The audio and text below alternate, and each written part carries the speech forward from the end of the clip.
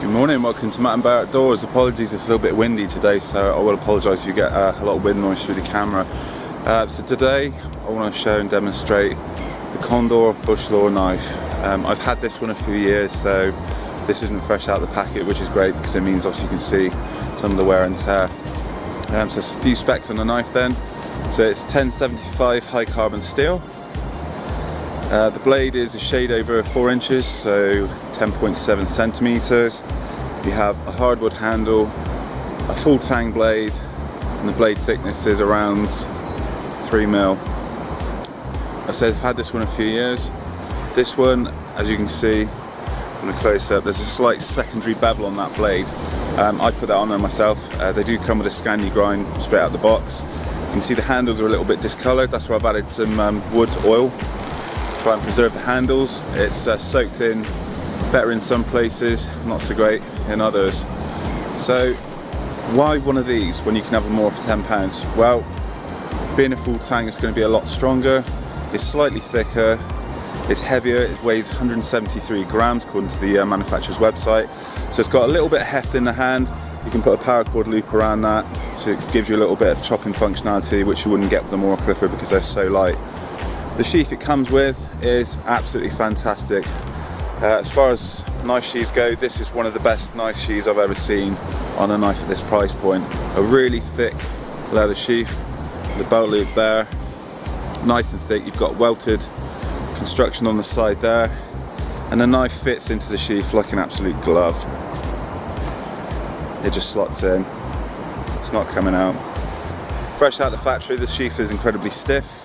Leave the knife in there for a period of months, which I've done with mine, and it glides in and out with absolutely no problems whatsoever.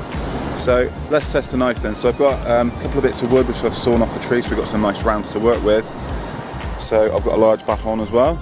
Let's give it a go. Let's drop you. Okay then, so I've dropped the tripod so we can see what we're doing a little bit better.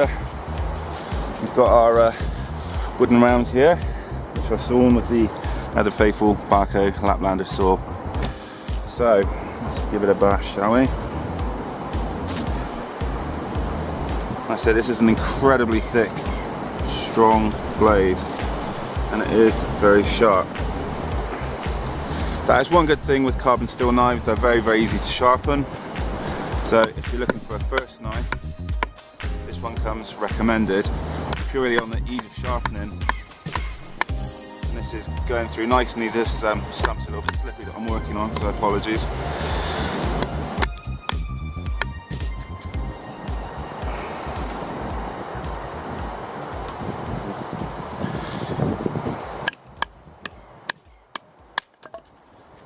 Just like that, straight through. And that's a sort of 2.5 to 3 inch piece of wood, and it flew through that. I would say that this actually goes through wood better than the Mora, just because of the extra blade thickness. It does tend to drive in as more of a wedge.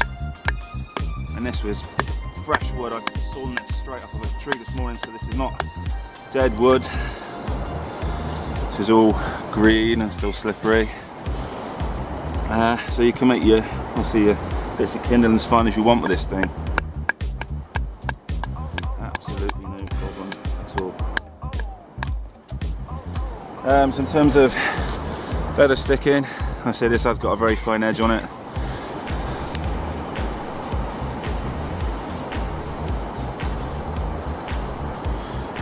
So if you want, you can get some nice, fine, curly bits. Obviously using dry wood, you're going to get much finer curls. So yeah, it's very sharp. You can also obviously make tent pegs and all the rest of it with this thing.